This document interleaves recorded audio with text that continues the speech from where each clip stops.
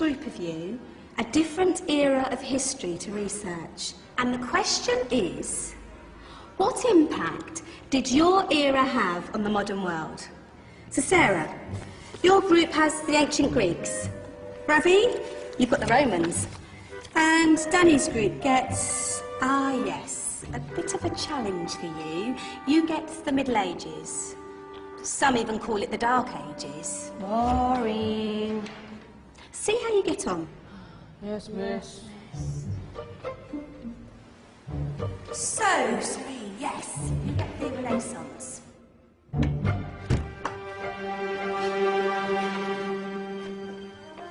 Is that the librarian? I guess so. How are the Dark Ages going to have anything to do with us? Excuse me. Sorry to bother you. What do you want? We need to find out what impact the Dark Ages had on the modern world. Never was a period of history so poorly named. Don't touch. It's priceless. And I suppose someone's been filling your head with the usual nonsense, eh? 1,000 wasted years. A black hole in history, am I right? Yeah, sort of. You see, it's always the same. You assume it was all mud, disease, death and destruction, with marauding mobs of barbarians ripping down the good of former civilizations, burning and plundering as they went, nothing of any worth invented either, eh? Oh, no. Go on, Beofrey. Sorry to bother you. Come on, it's probably not worth it. Everyone knows that the Greeks and Romans invented everything anyway. Oh, did they now? And you're sure about that, are you? You know, I might just have something for you.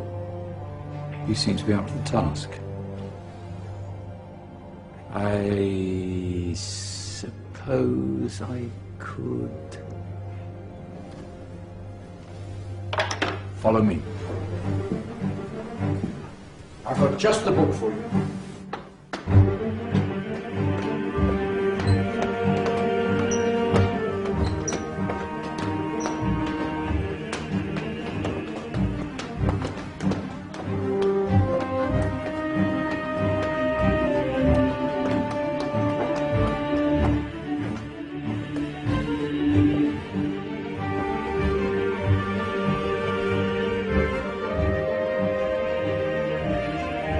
Where are we going? I don't know. Ask him. Excuse me. Where are we going? From darkness into light, my young friend. From ocean onto land, there are things you should know. Oh, yes, indeed. Yes, indeed.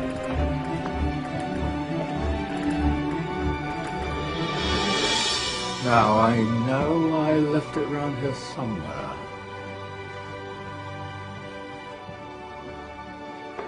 Ah, here it is. Now,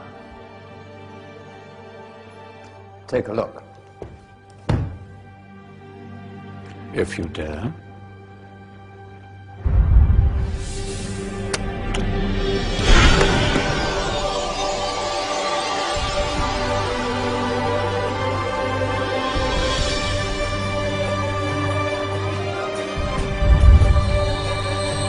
What's going on?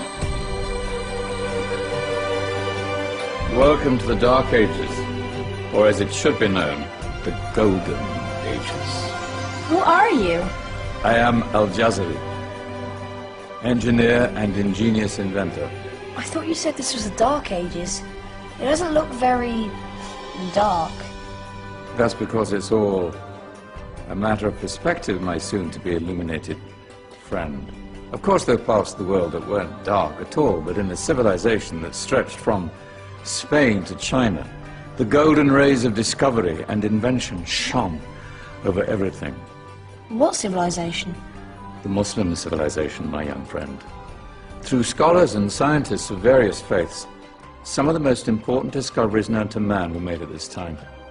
Discoveries that drew on knowledge of the ancients, but have more connections with your modern world than you could possibly ever imagine. Like what? Well, all sorts of things. We've got to get a picture of this. I knew it was a good idea. Who are you?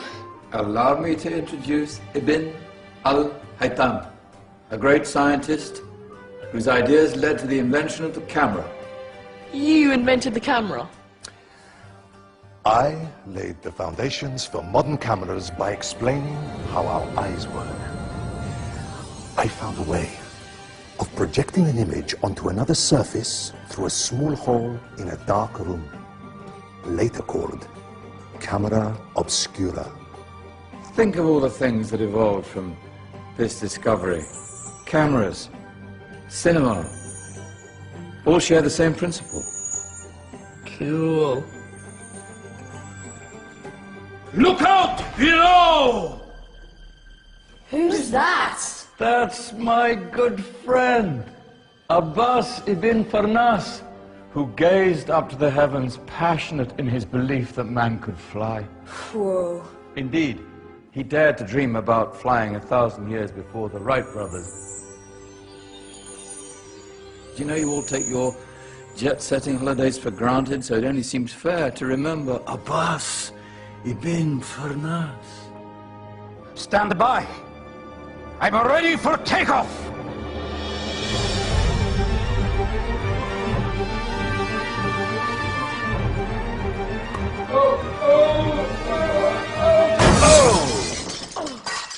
You did forget one thing, though. A tail, useful for landing. My back. Is there a doctor in the house? Did someone call? Ah, my old friend, why don't you introduce yourself to my young guests? I am Abul Qasim al-Zahrawi. Many call me the father of surgery. Did you actually do surgery back then? Of course we did. In fact, many of the surgical tools that I invented are still used in your modern hospitals. Excuse me, a patient needs my attention. Scalpel? I think I may need some stitches. In that case, I'll use catgut. Catgut? From the gut of animals. Perfect for stitching up internal wounds. Your surgeons are still using it today. Sorry, mustache.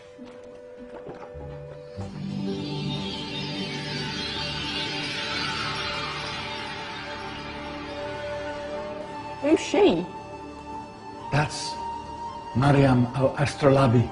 One of the many brilliant women of her time. She made sophisticated astrolabes. Astro what? Astrolabes. They show the sky and the stars on a small flat plate you can hold in your hand.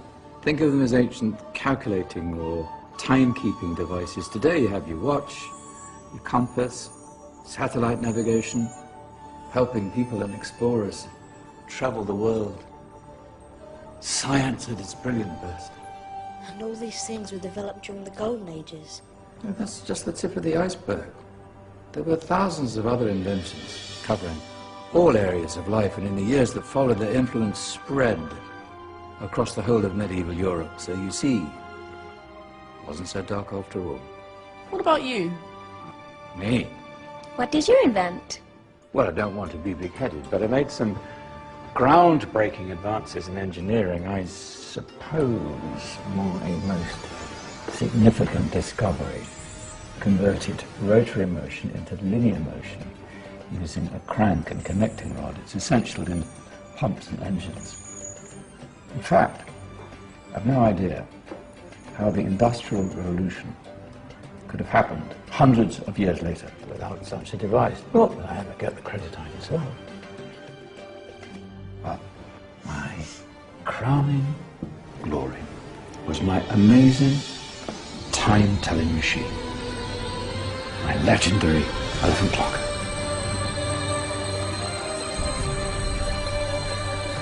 It's a clock. Yes. Dozens of components collected from different cultures around the world. Indian, Greek, Arabian, Egyptian, Chinese. Wow. A United Nations clock. That is pretty cool. Does it actually tell the time? Well, yes, of course. If it wasn't for me, thousands of people would be late for everything. Speaking of time, we'd better get you back. And remember, Spread the word. This is a golden age, and I've only shown you a tiny part of this wondrous time. There are countless other scientists and inventions directly connected to your modern world. You're just going to have to find out for yourselves. Oh, wait.